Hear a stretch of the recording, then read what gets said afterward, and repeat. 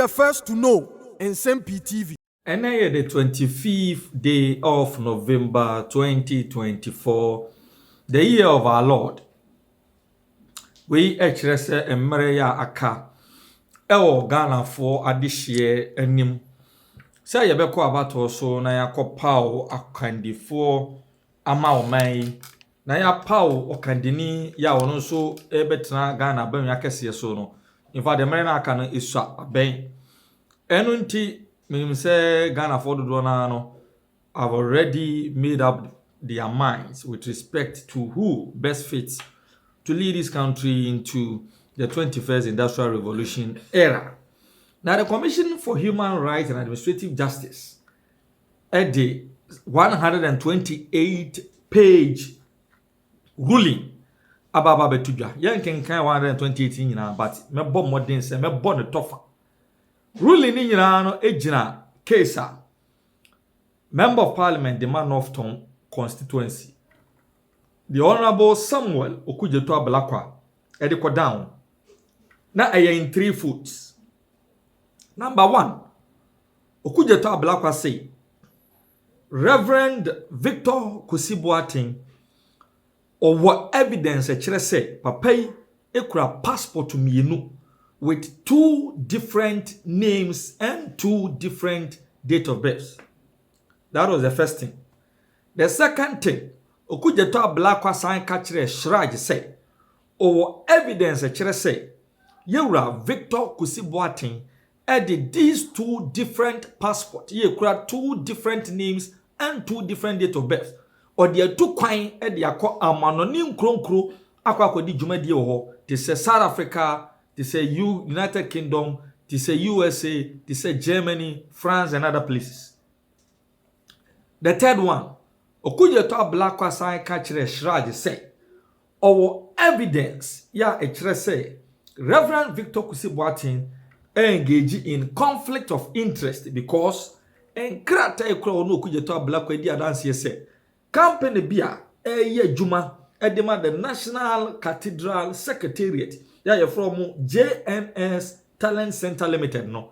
Sa company ya sign the Reverend Victor Kusibuatin ya ono ene chairman the board of trustees of the National Cathedral eye ne dia into ono ani company ene asan ye adwuma ewo dwuma dia ono akasa san ye board ewo so enti no there is a conflict of interest tin sama kese mi ensen ene Okudzeto Ablakwa etabri di koma CHRAJ o kire se okura enough evidence and documents both locally and internationally to support these very strong accusations.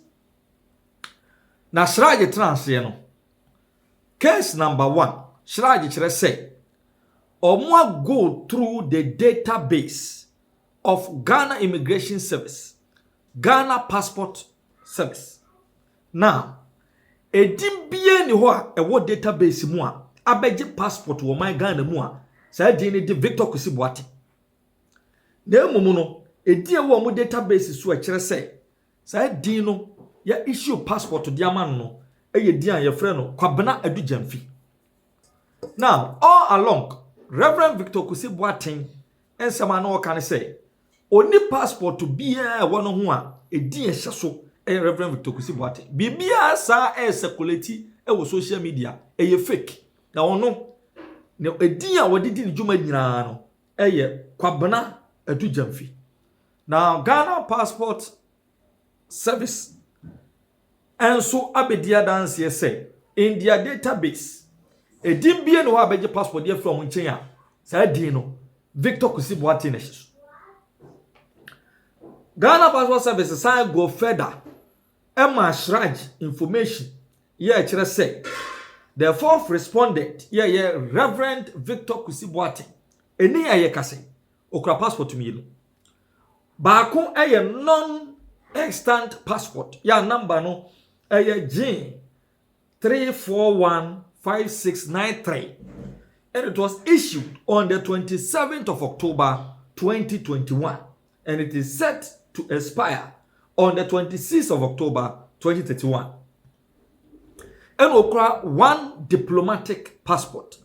Yeah, no so yeah DX And also, according to the Ministry of Foreign Affairs, it was issued on the 25th of November 2021 and is expected to expire on the 24th of November 2025. And according to the ministry, 2 ordinary passports and earlier Oma issue Ediama Reverend Victor Kusi-Boateng di so eye kwabana edu jamfi ya ni mienu nyina expire. And until there is no evidence in the database of the immigration service till ya di so eye Victor Kusi-Boateng bibia saying ho. Hence some documents now Okudzeto Blakwa provided the CHRAJ no evidence each say that documents are not real. 2. CHRAJ chiremu omoya underground investigation and contacted various immigration services across these European countries allegedly. Na yera Samuel Okudzeto Blakwa chiremu ye de passport din ye wo so ya Victor Kusi-Boateng tutukwa. And also according to CHRAJ, none of these countries could give information to the fact to say passport to be a almost system one a dear also a Victor Kusi-Boateng. None of the countries, not the United Kingdom, not Canada, not the USA, not France, not South Africa, not Germany, just name it. And the team provided a single document attesting to the fact to say passport ye the passport to be about the wura or mukromu visa bomwa e dia was our passport no so aye Victor Kusi-Boateng bibia say no almost confirm say e dia wo mo database mu no it is the same name ye kwabana edu jamfia all along na Reverend Victor Kusi-Boateng ka say eno kwa any passport kura na wodi tukwan. Case number 3. CHRAJ nhwehwemu sa kiremu bion say sa conflict of interest ya Okudzeto Blakwa de tare Reverend Kusi-Boateng ya no wo kire say ono an ye director of company eye juma edema the National Cathedral Secretariat no eno so enya no kre. Now according to CHRAJ kiremu the payment of the sum of 2.6 million cedis. Ya Okudzeto Blakwa di hu receipt nyina ba say a payment National Cathedral Secretariat aye to company friend GNT Talent Service. Ya sa GNS Talent Service no Reverend Kusi-Boateng dia no. CHRAJ kiremu mu hwie mu kire say sa 2.6 million cedis no was in no way payment for services rendered to the National Cathedral of Ghana by the 5th respondent, as alleged by Samuel Okudzeto Blakwa. It is at 2.6 million no a better JNS for accounts Okudzeto Blakwa say okura receipt e kire say ne free National Service National Cathedral Secretariat no. CHRAJ kire say for National Cathedral ho hwe. Eya dwuma bi kura GNS for koye de ma a client no mutu aseske. Free National Cathedral futuo baby.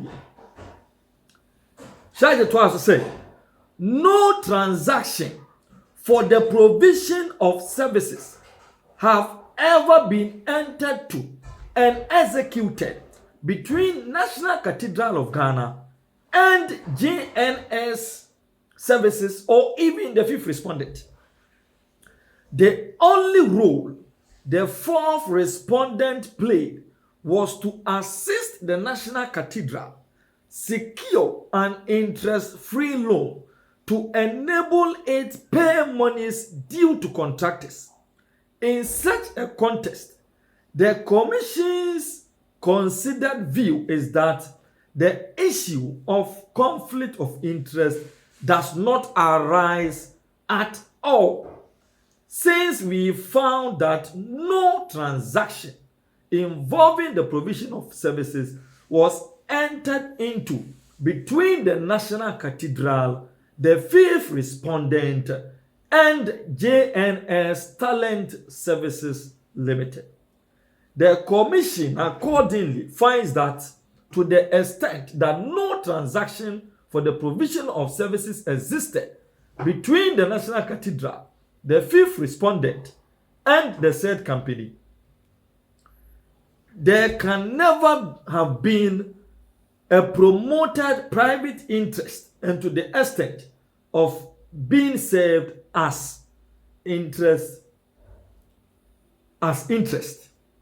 Hence, the fifth respondent did not put himself in any position where his personal interest conflicted or was likely to conflict with the performance of his functions at the office of the National Cathedral. And CHRAJ chiremwa, oma any form of transaction between the said company and National Cathedral, and as any form of transaction between Reverend Victor Kusibwati and the National Cathedral. Ne boni ya woye nyina ne say National Cathedral Secretariat si kasem wakwa atwe no mu peska de atua ama contractors o ma ye adwuma bi no munya na onu di animu ko secure interest free loan at the breast secretariat ni say munyi skai enfan ko tua contractors a yedede wonka na sa aka ni free enso na na am say me ana ma di aginamu akwaje sa abosia ni ntino matua ne kakra de ama according to CHRAJ the mfonso ye anunti the Commission for Human Rights and Administrative Justice chiremwa all the allegations made by Okudzeto Ablakwa ya wasanya kukodrum a support to these allegations with documents na eye fake no di nyina o mato dia togu. Reverend Victor Kusibwati onkura passport mienu adin mienu ni different date of birth na was onkura bi da. Reverend Victor Kusibwati entu kwan kwa manonia passport ekuta no ba akoya Victor Kusibwati ba akoya kwa Benadu Jamfi bibia say ni ho. Reverend Victor Kusibwati and transact any business through the National Cathedral Secretariat. Neither has he hidden behind any company to transact illegal business with the National Cathedral Secretariat. According to CHRAJ, but you say the Cathedral Secretariat sikasem ho akwatwe omo hieska de atua contractors a omo ya adwuma bi diama the Secretariat and ono ankasa gina animu ekwaje interest free loan in his name and gave it out to the Secretariat to offset their loans and later pay that loan to him at the convenience of the National Cathedral Secretariat. As simple as that. Nti yetie response wa ebe free the Honorable Samuel Okudzeto Ablakwa Northtown masebedwani encheyaba. But response ne kwanya maye no, your guess is just as good as mine. They will just go about again and declare say CHRAJ about a copy of the ruling government. Every institution in this country is free and fair. Every institution in this country has been politicized, and that is how they behaved over these years. And it is no surprise to ordinary Ghanaians. Ya omo dwene kwachiri na omo nim sadie emra any evidence is here jumafa. Ye yani se na me ya adomwa 7th December ahumachino nu asole nu wajale oma nu akosala okwa international ba omi adekitaleshi wona wo why ora ye oyi akwa be ma sensu be ma dudu odidi number 1 dada won surujira bia le betira ho ya pasicati ambrasu bia ya tuaso break the 8 ni enu amana kwa nanim na yenya ya manu kwa yenya wo mu kwa wo free education no na nadu wa ya desperate politician mekai eti me yenya wa yenya desperate ni amanko suku ya de free ni yepe baby a on penado bako ma be je no bo aye de bo je do tensi ko to bi no adi ya pacho me ye dasi papa be tobuasa mfanko mama mi me da mama hamiti o mesi mumie ni din tobua kakra na mami yempe bibi kakra nkoma da bi koto na ade keke enkoto na ade woto ade enti mesi amu wakuma se monto mami ade saa kopim se beto abenawi okay enti ade konti aye ball papa ne de se mo fa nche ye radio fo no ya te se na sound no emma it mo fa nche ya bo no twice but na feedback ni nya na oban de e ba nche be je mo na ya bo ni bi mu amate and ko ti aye bo ni se these are ordinary Ghanaians ya omujidi se be MPP de o man e kono eye ye no nti na ye bo se wo so tifi a wo so beti ayibi kwaku afi ye nkote we ni ne a ye kan se ne be ya wo mfa phone frame kan kire me se ai de wuru mo nyire mo ho na microphone propaganda ni na mu wo tena trotro mu a na obi ye propaganda na wa tena mu din wo si fi trotro mu a na wa frame de wuru en de mo nyire mo hu na se de akwa de ne microphone se mo kekan de na wo so trotro mu a na ye kan se ma wo so ntimi kabi e so so kabi obi na gina dwo mo no so kabi no me da asim ora no na ya hwe skirt and blouse. Okay. Skirt and blouse constituencies for presidential in the last election. Last election, 33 constituencies. Eto skirt and blouse. Na 33 constituencies. Asante Pacho, may share constituencies eto skirt and blouse in the last election. Almost all the regions. Yes, almost all the regions. So I have 4 constituencies. Baako. Sunafo South. Ashanti region baako for me na. Bono region band to skirt and blouse. German South Wenchi. Bono East NM so munya omoni Central region nya dodo. Bono East Atebubu Amanten Kintampo South Nkranza North Nkranza South Pru West Techiman South Oba Central region Aguna East Esikuma Odobin Brakwa Asen North Ewutu Sen Enya West Cape Coast North Cape Coast South Gomoa East, Gomoa West. Ho nyina moto skirt and blouse. Na ofa baby say Eastern region so a akwati ato skirt and blouse. Ayen so ano eto skirt and blouse. Upper West Achim enso yes the same thing. Greater Accra Kakuri North. North East enso yo say sa ko yo ha. Almost to skirt and blouse. Okon Northern region Savlugu eto skirt and blouse. Okon Savannah region Damango Salaga North. Upper East region Binduri eto skirt and blouse. Upper West so Lambusie Kani Nandom eto skirt and blouse and Sisala East and Ako Volta region so Hohoe and Western region Jomro. So far I have region which is the first constituency on your list. I have region say and omusi eto aba and Akufo-Addo ewini I have region with 51.52%. Joma Amanya 47.67%. No Akufo-Addo 22,002 votes and Joma Amanya 20,359 votes. By Oba parliamentary now, Oba say NPP parliamentary candidate na owohono ono entimi wini sa seat no. So Henry mami hwade kakre bi ha. Okay, that's fine. Into hwa year offer parliamentary now Henry Opoku NDC also winning by 51.27%. That's where percentage in Usmami. And now Amua Mensa Kwabena Eji of the NPP in 48%. I don't know way. A Sunafo South constituency in the half region. Okay. So presidential no and Akufo-Addo 51.52%.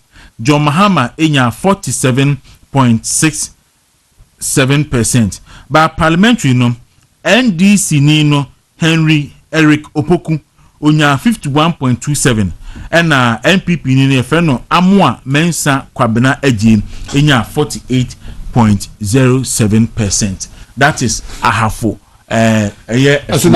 South constituency. Inti skirt and blouse ni free ho buy no sa ena esi ekoko buy.